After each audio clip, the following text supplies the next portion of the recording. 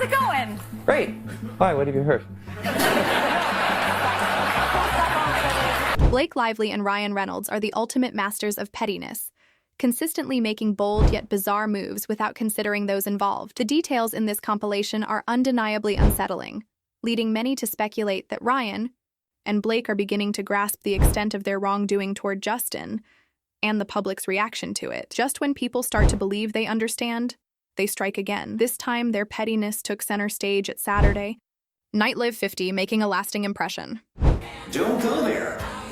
It's getting anatomical. And don't worry, we will have an intimacy coordinator present for that category. Kevin Costner, who sat behind Ryan, wasn't the least bit amused by the audacity it took for Ryan to continuously mock the drama surrounding Justin and Blake. His disgusted expression wasn't just about Ryan's boldness in keeping the controversy alive.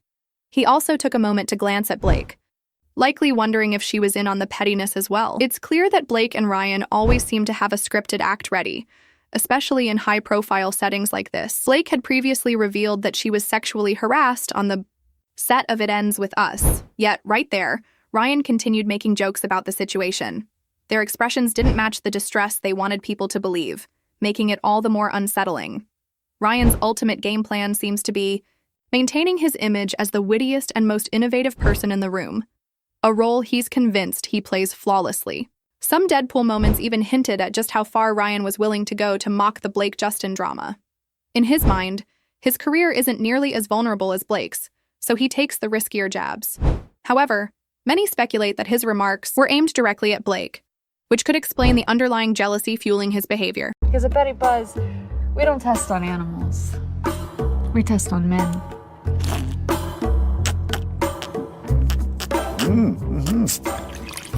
That's a good boy. Drink up. What makes it even more shocking is that Ryan chose to make his grand comeback on SNL, the very place where his ex-wife's husband, Colin Jost, works. Out of all the venues in Hollywood where he could have pulled a comedic stunt, he deliberately picked the one where Scarlett would be present, further proving just how audacious he really is. For those closely following the lawsuit, Ryan's move seemed almost intentional, as if he was encouraging people to start connecting the dots all over again. It's evident that he's using this ongoing pettiness as a way to deflect from the shame that has come with this entire controversy. But beyond that, his appearance at SNL 50 seemed like a subtle jab at Colin, a way of getting back at him for daring to poke fun at the drama surrounding the intimacy coordinator. By making such a passive-aggressive entrance, Ryan sent a clear message: if anyone has the right to joke about this situation, it's him. His calculated presence only reignited the conversation, making it obvious that he's not letting go of this rivalry anytime soon. My birthday cakes always have a little bit of a sense of humor. For my baby, I just did a giant set of... Scarlett also attended the event and even performed a skit, all while Blake and Ryan sat in the audience. The tension in the room was undeniable, especially considering the long-standing rumors that Blake and Ryan got together while he was still married to Scarlett. Being in such close proximity under these circumstances was nothing short of bold audacity, the kind that only Ryan and Blake seem willing to embrace.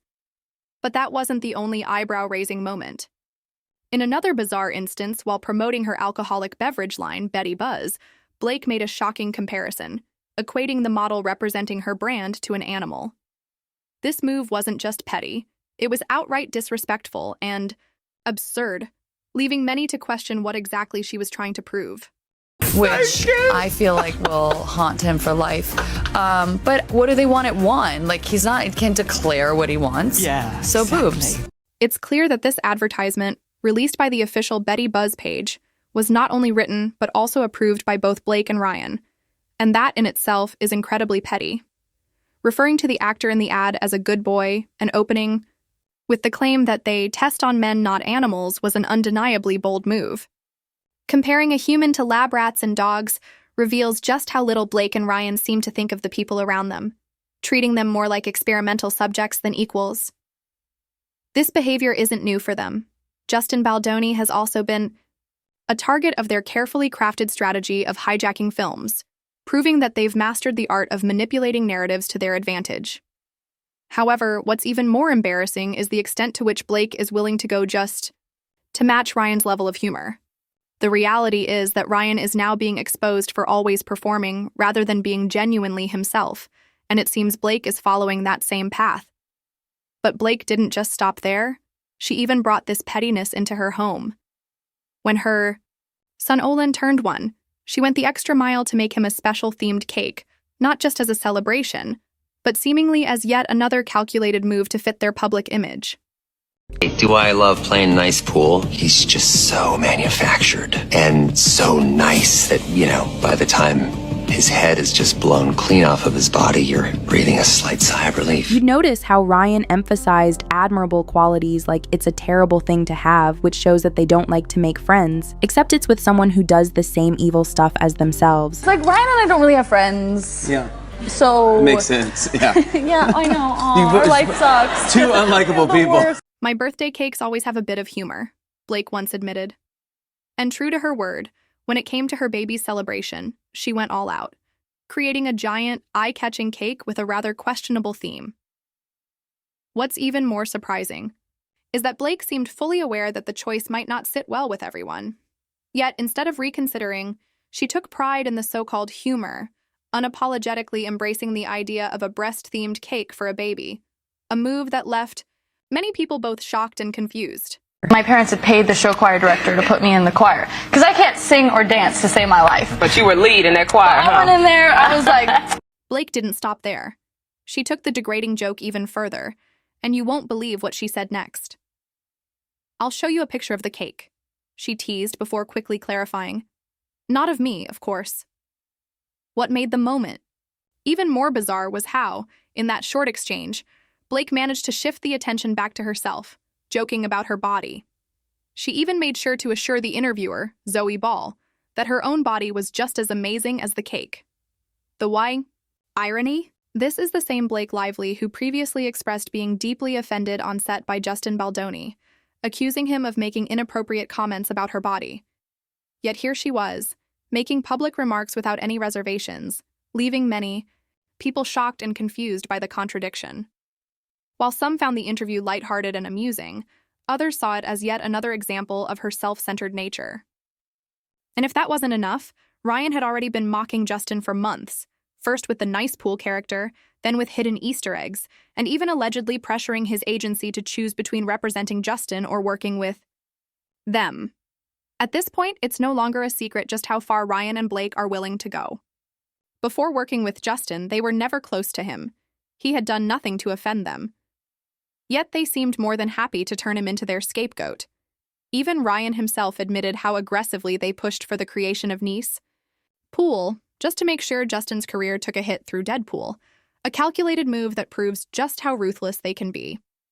Was meant to do another movie instead, and we instead spent the entire night talking about this script that she was obsessed with called The Rhythm Section. She wasn't hired as the director. I had never even heard of it. We both left the meeting wanting to make The Rhythm Section instead, but the problem was we weren't hired. Barbara Broccoli had no idea who either one of us were. This story is so petty once you realize Blake convinced Reed to make the film's producer, Barbara Broccoli, hire them because she's more interested when an idea is being sold to her than writing her original stuff. So then I became obsessed with finding this script, and I tracked it down, and she didn't tell me the name of the script. She didn't tell me it was called The Rhythm Section. She just described the story, she described the character, she said it was the producers of Bond, and I knew that that meant Barbara Broccoli. Blake revealed that she was obsessed with finding the story because she heard Barbara had good taste and wrote good movies. She even convinced Reed to leave the project she was working on so they could both make Barbara's film, The Rhythm Section. And I called Reed and I was like, listen, I know you're doing another movie and I'm supposed to be doing another movie.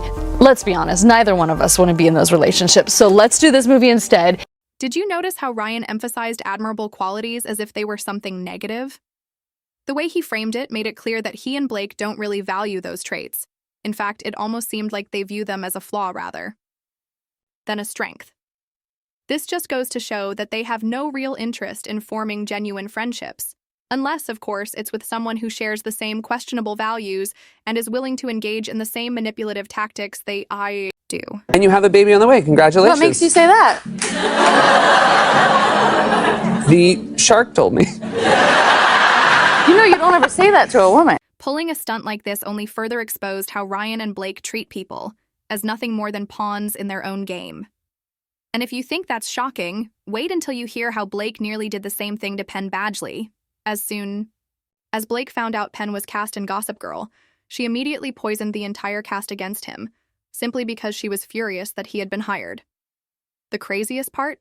She didn't even know Penn before then, yet she had no problem trying to ruin his career before it even began. Sound familiar? That's because she pulled the exact same stunt with Justin Baldoni. It's almost as if Blake enjoys tearing people down just for the thrill of it.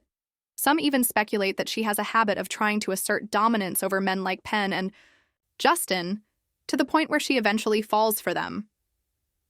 The whole situation is beyond bizarre, especially considering she went on to date Penn after attempting to sabotage him during their first meeting. Many believe Blake's entitled behavior stems from her privileged upbringing. She has openly bragged about how her father once bribed a choir director just so she could take the lead role in the music group, even though there were far more talented singers in the choir. In her own words, "My parents paid the show choir," revealing just how deep her sense of entitlement runs. And we just sort of begged her to hire us both. She didn't have anybody attached to the movie, and now she would have two, lucky her. And she fell for it, which is incredible.